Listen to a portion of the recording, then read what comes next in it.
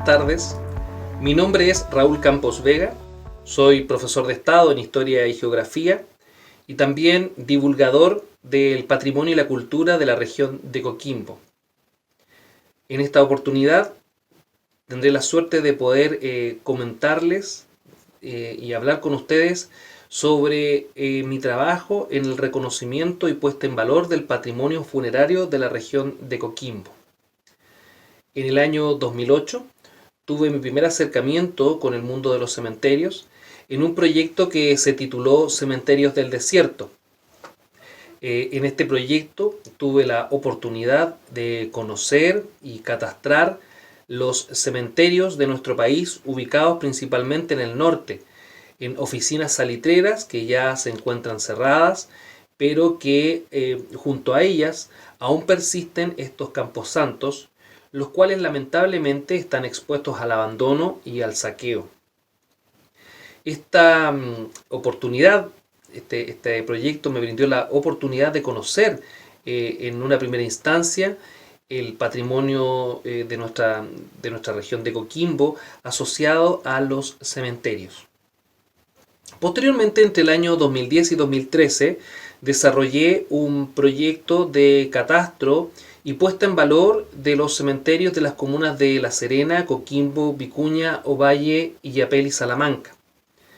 El objetivo de ese proyecto de catastro era reconocer las características comunes de los cementerios de la región de Coquimbo, cuáles elementos se repetían, o qué tipo de construcción era la más tradicional.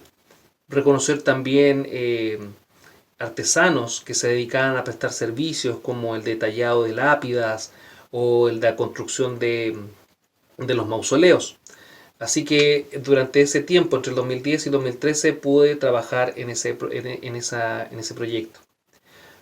Posteriormente, entre el año 2016 y 2019, pude llevar adelante el proyecto Visitas Teatralizadas en el Cementerio de La Serena, un proyecto el cual fue acogido por la Municipalidad de La Serena y que optó por incorporar en una propuesta de recorrido al interior del cementerio municipal actores que representan o representaban a las distintas personas que hoy estaban sepultadas en el cementerio, como una forma de conocer de sus aportes a la ciudad, de su biografía, de su vida y también aspectos importantes de la historia del cementerio.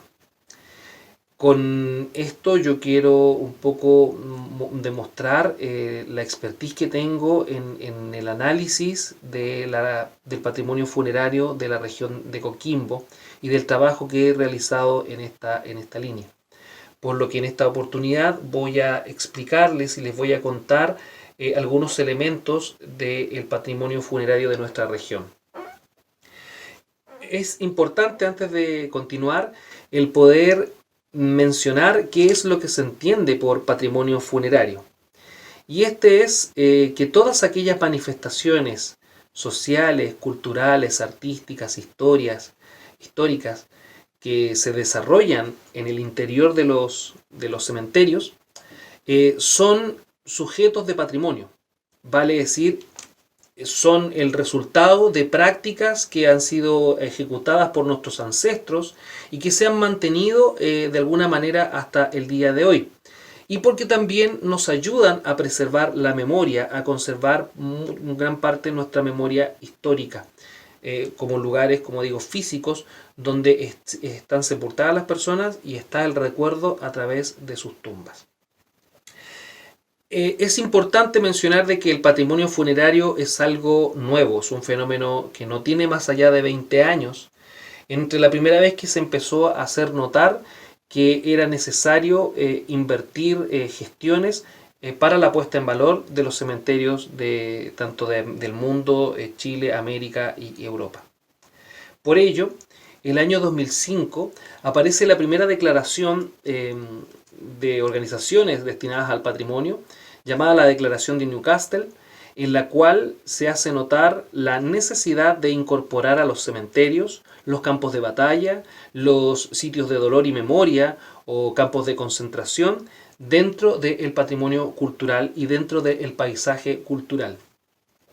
ya que durante mucho tiempo, durante gran parte del siglo XX, se había considerado que el patrimonio era algo que estaba íntimamente ligado a la cultura y en cierta medida al ocio, y que por lo tanto estos espacios de dolor o de memoria no formaban parte activa del patrimonio. Bueno, la realidad es que con la nueva resignificación de lugares, por ejemplo, como campos de concentración en Auschwitz, eh, o, o lugares donde acontecieron algunas batallas, sitios donde obviamente también fueron personas torturadas y violaciones a los derechos humanos, todos estos lugares fueron necesarios de ser puestos en valor. La declaración de Newcastle lo que hizo fue darles visibilidad a estos espacios por primera vez. Afortunadamente, en ese mismo año, pero ya en México, en Morelia, hay una carta en la cual participan dos organizaciones muy importantes. Una es la UNESCO y la otra es ICOMOS, dos instituciones dedicadas a la preservación del patrimonio cultural. Muy bien, esta carta de Morelia por primera vez nos dio luces de cuáles eran aquellos elementos patrimoniales que se encontraban presentes dentro de los cementerios. El primer elemento patrimonial que era digno de ser analizado era el elemento histórico. Vale decir, todas aquellas personas que hoy en día están sepultadas en los cementerios, en algún momento formaron parte activa de la ciudad, de la comunidad, y que hoy en día están sepultadas allí. En algunos casos, las tumbas de estos personajes reflejan las acciones que realizaron en vida. Así que el lugar, el sitio que alberga los restos mortales de los próceres, de los vecinos, de las autoridades, de cualquier persona, hoy en día se encuentra, como digo, en los cementerios. Por lo tanto, hay un tremendo valor histórico en ello. Posteriormente, también se consideró el valor artístico y arquitectónico. Muchos de los cementerios de nuestro país son cementerios construidos o emplazados a partir del siglo XIX. En el año 1821, Bernardo O'Higgins decreta la creación de los cementerios públicos o los llamados cementerios generales. Por esta razón, en las ciudades más importantes de nuestro país se levantaron y se erigieron estos cementerios. Pues bien, era una época donde había una concepción muy distinta de la muerte y había una gran inversión de recursos para asegurar que el mausoleo fuera una última morada digna de las personas. Por lo tanto, estamos hablando de un siglo donde las personas invertían grandes sumas de dinero en la creación de sus mausoleos y de sus tumbas.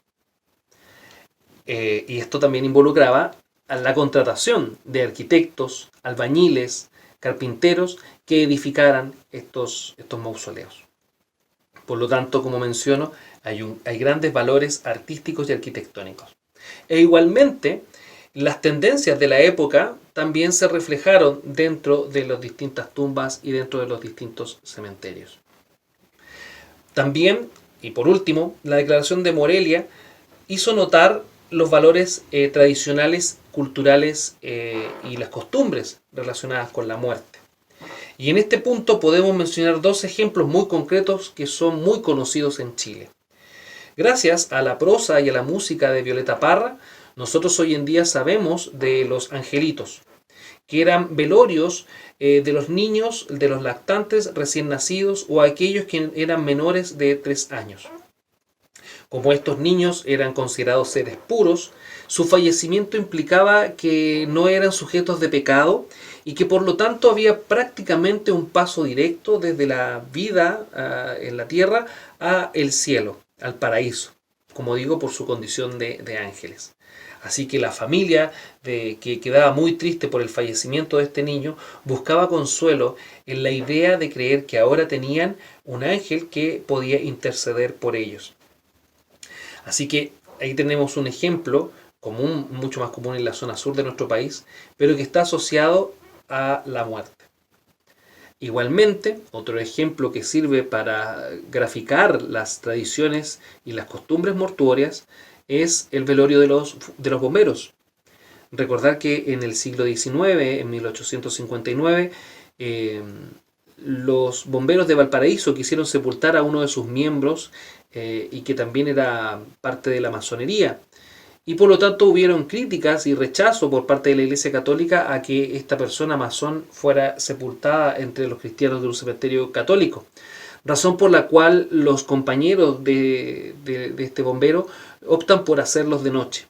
Tradición que se ha mantenido hasta el día de hoy, y en la actualidad aún podemos ver que los bomberos despiden a sus compañeros en la noche haciendo velorios nocturnos. Estos son, en este caso, los tres elementos que destacó la Declaración de Morelia: el histórico, el artístico y el tradicional.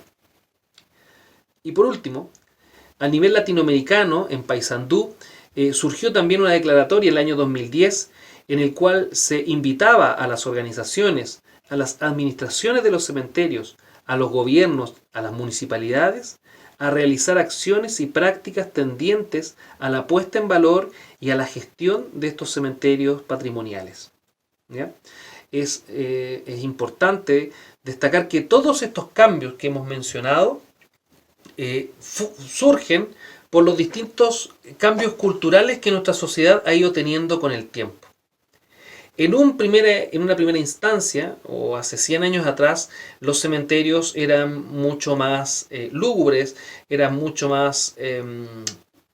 mucha más incertidumbre relacionada a la muerte, y uno podía prácticamente respirar el dolor y la angustia de la muerte en los pasillos de los cementerios. Hoy en día, como un ejemplo de este cambio cultural, se ha cambiado a los cementerios parques, donde los deudos pueden tener una visita mucho más agradable al difunto.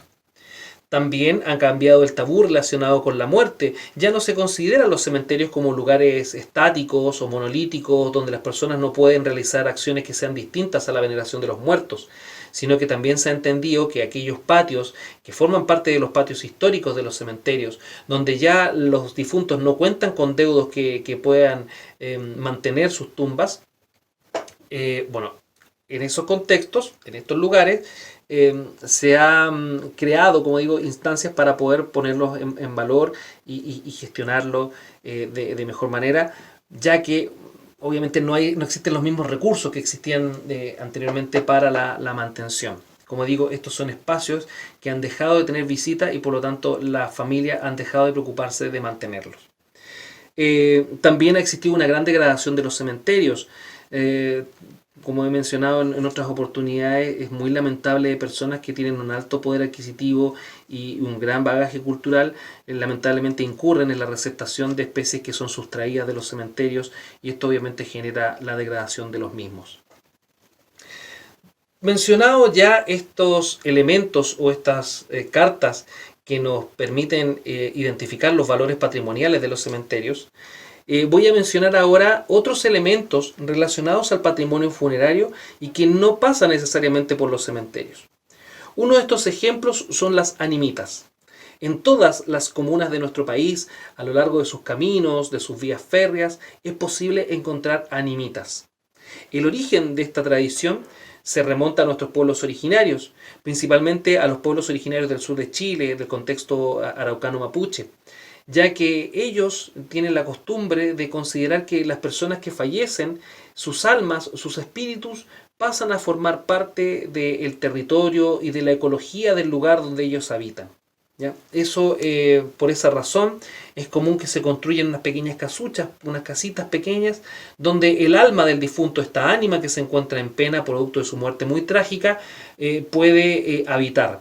Y también es un espacio donde los deudos pueden ir a encender velas o a depositar algún tipo de ofrenda, flores, etcétera, como una forma de hacer memoria por la persona que ha fallecido.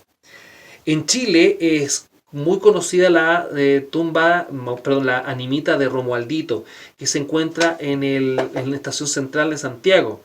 Esto lo menciono porque esta animita tan conocida es hoy en día patrimonio nacional. Hay una declaratoria que vela por la conservación de esta animita, prácticamente la más famosa de Chile.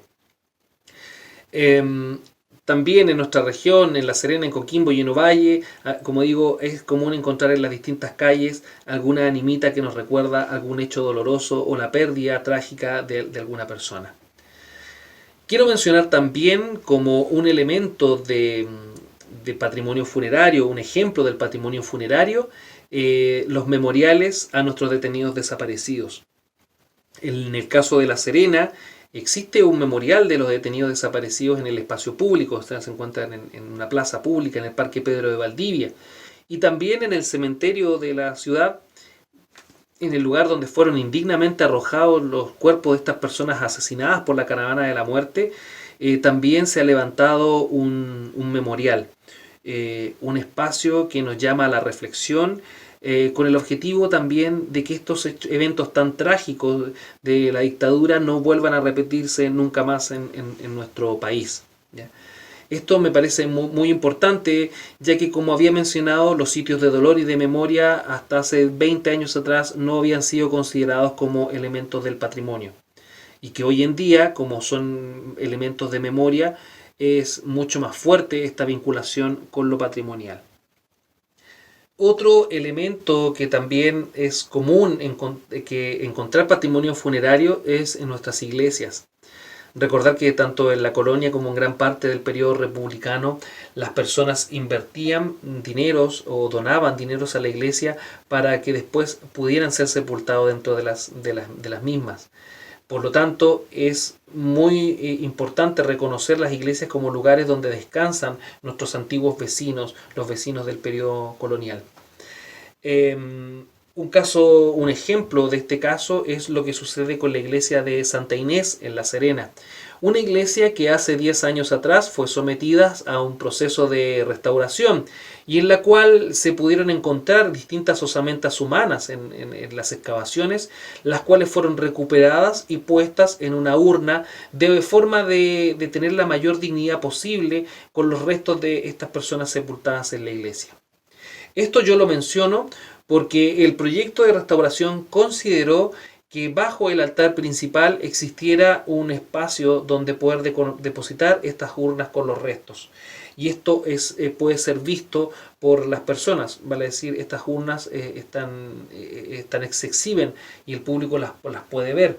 Y esto es un elemento, como digo, novedoso, pero que reafirma la función de las iglesias como lugares donde las personas eran sepultadas antes de la existencia de los cementerios. Como he dicho, estos son los lugares más, los elementos o ejemplos más característicos del patrimonio funerario. Y solamente por citar un último, podemos hablar de la tumba mausoleo de Gabriela Mistral, que es prácticamente hoy en día un sitio de peregrinación. Si bien no es común que distintas personas, que las personas sean sepultadas en el espacio público, aquellos ilustres personajes de nuestra historia, como por ejemplo la misma Gabriela Mistral o Nicanor Parra, cuentan con mausoleos privados donde la gente puede visitarlos. Este mausoleo, como menciono, como se encuentra el cuerpo de la persona, es considerado también como un elemento de patrimonio funerario, un ejemplo del patrimonio funerario de nuestra región. Quiero también aprovechar la instancia de valorar y de mencionar a los cementerios de la provincia del Limarí, en particular el cementerio municipal de Ovalle, el cual empieza a funcionar en la segunda mitad del siglo XIX, a partir de 1860-1880, en que activamente el cementerio de Ovalle empieza a recibir público. Yo lo menciono porque la mayoría de los vecinos importantes y que formaron parte de nuestra historia se encuentran sepultados allí. Y por lo tanto, el nombre de las calles se hace carne en las sepulturas de estos personajes del cementerio local. También porque son espacios que pueden ser visitados por nuestros estudiantes y por nuestros turistas, pero para ello también se requieren, tal como lo recomendaba la Declaración de Paysandú, generar recorridos, actividades, gestiones que nos permitan valorar estos cementerios locales. Y también, reiterando el caso en la provincia del Limarí, destacar el cementerio de Cerrillo de Tamaya. Un cementerio que, al igual que el de las Salitreras en el norte, está asociado a una actividad económica en particular, la actividad minera, en este caso la minería del cobre. En este lugar obviamente fueron sepultadas muchas personas que trabajaron en estas faenas mineras por lo tanto es un cementerio del campamento minero. Y mucha de la tradición minera puede verse incorporada en las sepulturas, en los nichos, en las tumbas de las personas. Yo destaco este cementerio porque destaca en sus diseños, en el masivo diseño de iglesias que hay en este cementerio. Y me refiero a que cada tumba tiene una forma de una iglesia. Lo que prácticamente hoy día se le conoce también como el cementerio de las iglesias, porque las tumbas de las personas tienen este diseño. Bueno, esto, como digo, es el reflejo de la cultura local, es el reflejo de las distintas tradiciones de nuestro pueblo y también de las tradiciones de la actividad minera, que están, como digo, insertas en estas tumbas. Por eso es muy importante el análisis, el estudio y la valoración de los cementerios, tanto de las 3 provincias de nuestra región, como también los cementerios de todo Chile. Todos los cementerios tienen algún tipo de valor que los hacen destacables y que los hacen susceptibles de ser aprovechados, tanto, como digo, en la actividad educativa como en el turismo. Con estas palabras quiero finalizar esta cápsula, la cual espero haya llegado a ustedes y hayan podido comprender, conocer y valorar más del patrimonio funerario de la región de Coquimbo, del patrimonio de nuestras prácticas y nuestras tradiciones y que están asociadas a la muerte. Quiero finalizar también haciendo una observación con respecto al cómo deben ser vistas las manifestaciones funerarias de nuestros pueblos originarios. Con esto hay que tener mucho más cuidado y no considerarlos directamente como un patrimonio funerario, puesto que los pueblos que aún son vigentes y que son activos en nuestro país siguen manteniendo prácticas culturales ancestrales relacionadas a la muerte. Y al ser parte de comunidades que están vivas y que están activas, esta no puede ser considerada como un patrimonio, ¿ya? Y hay que tenerla con una consideración diferente.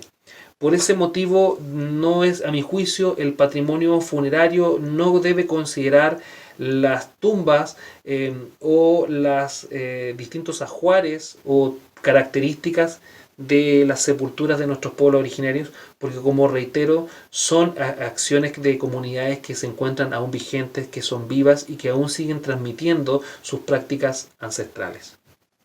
Ya con estas últimas palabras, para finalizar, quiero reiterar mi agradecimiento a la ilustre Municipalidad de Ovalle a través de sus departamentos de cultura, que me ha permitido llegar hasta ustedes con esta pequeña ponencia, con esta pequeña cápsula. Si bien el patrimonio funerario de nuestra región, como he mencionado, es muy extenso y es muy amplio, espero que los ejemplos les hayan servido para que ustedes valoren y miren nuestros cementerios de una manera distinta. Hay que verlos también como sitios de dolor, como sitios de memoria, pero también realizar acciones que nos permitan aprovecharlos de mejor manera, tanto, como había mencionado, para las actividades académicas como para el turismo. Esto es una invitación que se hace y un gran desafío a quienes administran estos lugares para su posicionamiento y su conservación en el futuro. Muchas gracias.